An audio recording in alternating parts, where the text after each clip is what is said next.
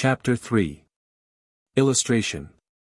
Not all that Mrs. Bennet, however, with the assistance of her 5 daughters, could ask on the subject, was sufficient to draw from her husband any satisfactory description of Mr. Bingley.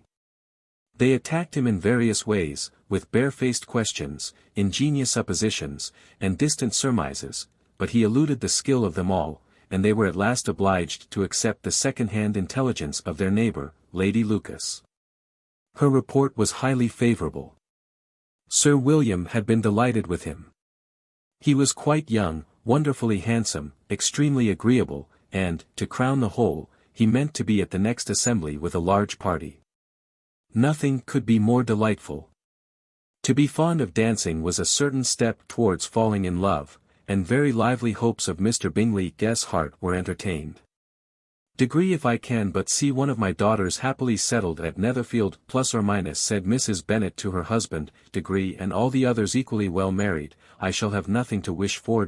Plus or minus." In a few days Mr. Bingley returned Mr. Bennet's visit, and sat about 10 minutes with him in his library. He had entertained hopes of being admitted to a sight of the young ladies, of whose beauty he had heard much, but he saw only the father.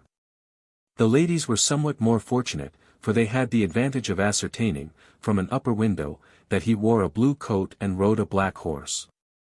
An invitation to dinner was soon afterwards dispatched, and already had Mrs. Bennet planned the courses that were to do credit to her housekeeping, when an answer arrived which deferred it all.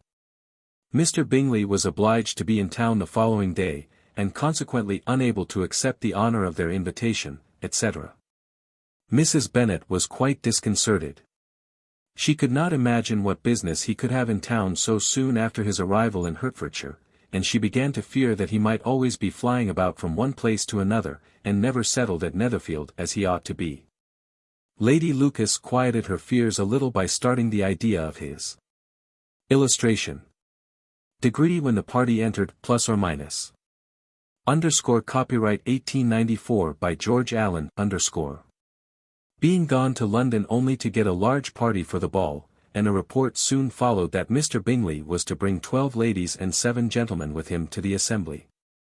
The girls grieved over such a number of ladies, but were comforted the day before the ball by hearing that, instead of 12, he had brought only 6 with him from London, his 5 sisters and a cousin.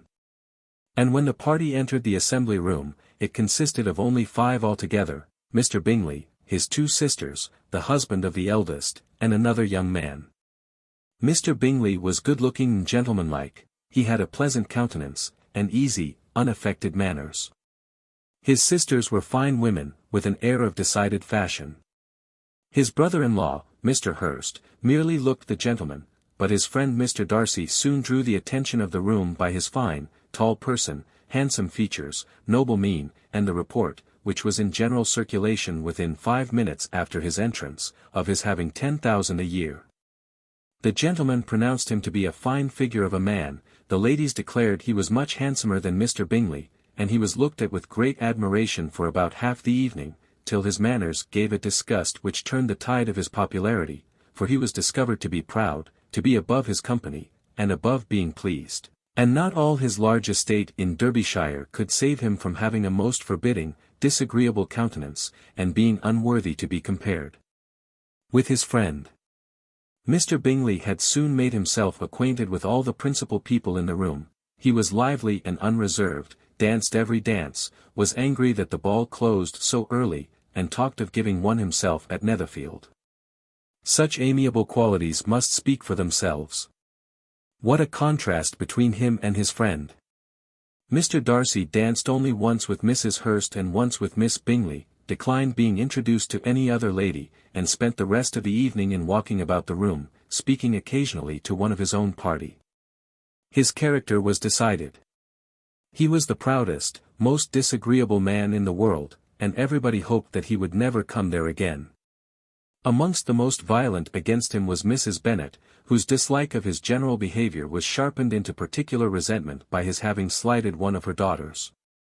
Elizabeth Bennet had been obliged, by the scarcity of gentlemen, to sit down for 2 dances, and during part of that time, Mr. Darcy had been standing near enough for her to overhear a conversation between him and Mr. Bingley, who came from the dance for a few minutes to press his friend to join it. "Degree come, Darcy, plus or minus," said he. "Degree, I must have you dance. I hate to see you standing about by yourself in this stupid manner. You had much better danced up, plus or minus." "Degree, I certainly shall not. You know how I detest it, unless I am particularly acquainted with my partner. At such an assembly as this, it would be insupportable. Your sisters are engaged, and there is not another woman in the room whom it would not be a punishment to me to stand up with. Plus or minus." "Degree, I would not be so fastidious as you are, plus or minus," cried Bingley. "Degree, for a kingdom. Upon my honor, I never met with so many pleasant girls in my life as I have this evening, and there are several of them, you see, uncommonly pretty. Plus or minus. Degree you are dancing with the only handsome girl in the room, plus or minus," said Mr. Darcy, looking at the eldest Miss Bennet. "Degree, oh, she is the most beautiful creature I ever beheld. But there is one of her sisters sitting down just behind you, who is very pretty, and I dare say very agreeable. Do let me ask my partner to introduce you. Plus or minus. Illustration. Degree, she is tolerable, plus or minus. Copyright 1894 by George Allen, Degree, which do you mean, plus or minus?" And turning round, he looked for a moment at Elizabeth, till, catching her eye, he withdrew his own, and coldly said, "Degree, she is tolerable, but not handsome enough to tempt me, and I am in no humor at present to give consequence to young ladies who are slighted by other men. You had better return to your partner and enjoy her smiles, for you are wasting your time with me. Plus or minus." Mr. Bingley followed his advice. Mr. Darcy walked off, and Elizabeth remained with no very cordial feelings towards him. She told the story, however, with great spirit among her friends, for she had a lively, playful disposition, which delighted in anything ridiculous. The evening altogether passed off pleasantly to the whole family. Mrs. Bennet had seen her eldest daughter much admired by the Netherfield party. Mr. Bingley had danced with her twice, and she had been distinguished by his sisters. Jane was as much gratified by this as her mother could be, though in a quieter way. Elizabeth felt Jane's pleasure. Mary had heard herself mentioned to Miss Bingley as the most accomplished girl in the neighbourhood, and Catherine and Lydia had been fortunate enough to be never without partners, which was all that they had yet learnt to care for at a ball. They returned, therefore, in good spirits to Longbourn, the village where they lived, and of which they were the principal inhabitants. They found Mr. Bennet still up. With a book, he was regardless of time, and on the present occasion he had a good deal of curiosity as to the event of an evening which had raised such splendid expectations. He had rather hoped that all his wife's views on the stranger would be disappointed, but he soon found that he had a very different story to hear. Degree, oh, my dear Mr. Bennet, plus or minus, as she entered the room, Degree, we have had a most delightful evening, a most excellent ball. I wish you had been there. Jane was so admired, nothing could be like it. Everybody said how well she looked, and Mr. Bingley thought her quite beautiful, and danced with her twice. Only think of that, my dear, he actually danced with her twice, and she was the only creature in the room that he asked a second time. First of all, he asked Miss Lucas.